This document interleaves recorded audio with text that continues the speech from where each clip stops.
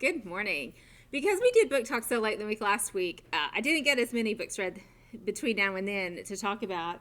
One of the books I did read was Jax Malone.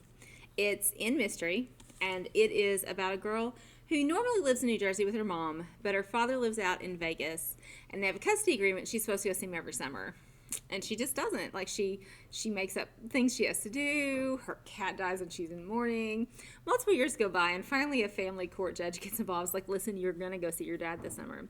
Well, her dad's a detective, and he has a cold case file.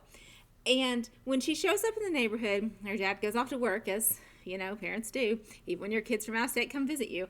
And three girls from the neighborhood literally like bang on the back door and say, "Hey, are you new here? We know all about you. It's nice to finally meet you." Well, so it turns out these four girls get together and they form a detective society called the Drew IDs, or Druids. And they decide that they're going to take this cold case of a missing girl who went missing 6, 7 years ago at their age, at 16, 17, and see if they can solve it. So it was very Nancy Drewish. If you like a good mystery kind of whodunit, follow the clues, cold case kind of thing, I did enjoy it. I'm surprised there's not another one, but I really didn't see another one when I was looking for it. It was good. I did enjoy it. It was probably not maybe my favorite mystery that we own in this library, but I did like it.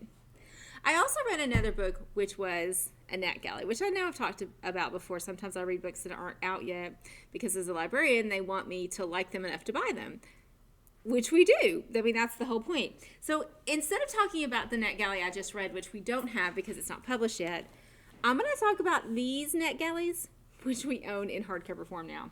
Because they were so great, I decided we really needed to have them. What Kind of Girl is a contemporary. And it's about a girl who shows up at school with bruises. Everyone's pretty sure they know who's doing this, but they don't know why the girl is putting up with it. So there's a couple other girls in the book as well who each have their own issues. One of them is self-harming. One of them is struggling with other issues. It really was, for me, a very illuminating book about why people stay, or why people hurt themselves, or why people do this. I mean, it's easy on the outside to sit and say, why doesn't she leave?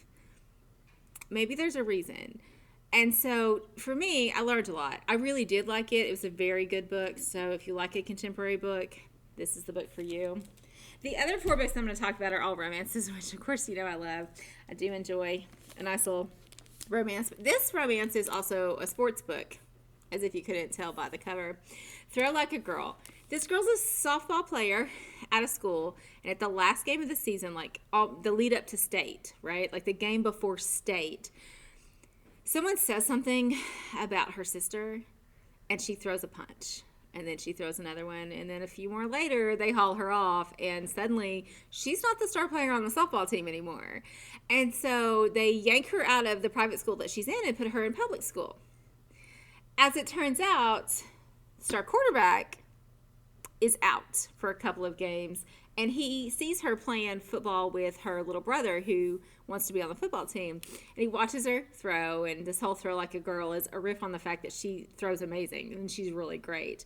What I loved about it, though, is that it would be real easy for this boy to be a jerk about it, but as you can tell the way he's adoringly staring at her, he is not a jerk about it.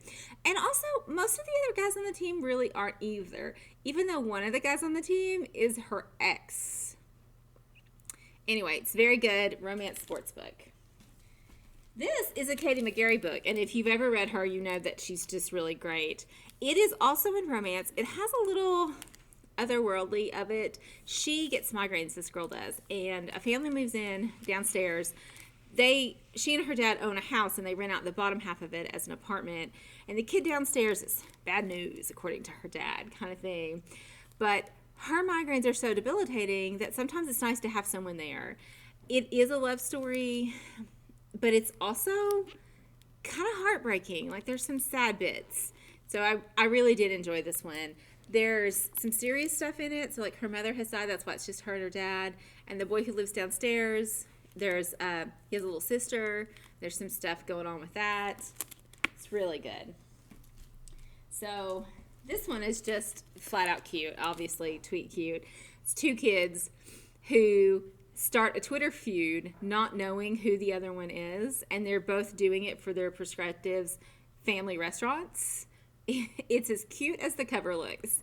It's light, it's kind of fluffy, but it's not so saccharinely sweet that you kind of get a sugar rush when you read it. I love this book. I also loved this book, which is also in romance. It's called American Royals, and the premise is, what if George Washington hadn't been elected president, he had been elected king? And so his descendants had been in the White House ever since as part of his lineage. This girl is the next in line to be the ruler of America. It's really cute. It's a little bit of alternative history, but it's still a really strong love story. That's why we put it in romance. If you like anything royal, if the British royals are your thing, or you just like a really cute romance, this is your book. So the last 5 books I talked about are on the new bookshelf, which is right in front of the circulation desk. We have so much new coming out that if you want to grab one of these, you should get in, because it's going to be overwhelmed over there. Like Sweetly said, there is a stack full of books. So come in, check something out to read over the break. If you need some suggestions, please talk to us. We love to put books in hands. Have a great day, guys.